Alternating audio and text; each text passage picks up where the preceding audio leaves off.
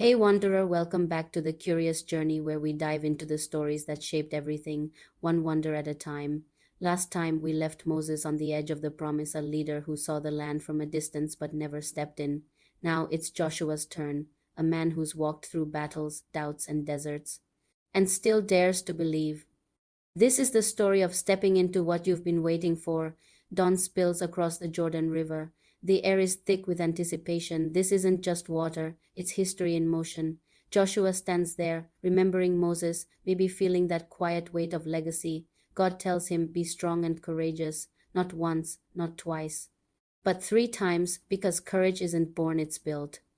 The priests step into the river carrying the ark, and just like that, the water stops dry ground again. New miracle, same faith as they cross. Joshua tells the tribes to gather 12 stones. So when your children ask what these mean, you will tell them how the impossible turned possible. 12 stones of memory, standing in silence, proof that faith still moves rivers. Not long after, they reach Jericho, a city wrapped in stone and pride, guarded by walls that laugh at ladders. But Joshua doesn't pull out a war plan, he pulls out a worship plan. They march once a day for 6 days, quiet, focused. Can you imagine that? No shouting, no swords, just footsteps, dust, and faith. The sound of trust moving in circles. On the seventh day, 7 laps, 7 trumpets, one shout, and then silence breaks into thunder. The walls crumble, the air splits, and faith echoes louder than fear. Because sometimes what breaks walls isn't strength, it's surrender. The first victory in the promised land comes not from fighting, but from trusting a rhythm that makes no sense until it works. But even miracles can't hide mistakes. After Jericho, the people move on to a small city they think will be easy. Except they lose. Joshua falls to the ground, confused, heartbroken. Turns out someone had stolen what was meant for God, and it's wild, one person's hidden choice rippled through an entire nation. But here's the lesson. Before conquering new lands, sometimes you've got to clean the ones inside. They face it, fix it, and rise again. Stronger, humbler, ready. Because even holy people have human moments, and that's okay, as long as you return.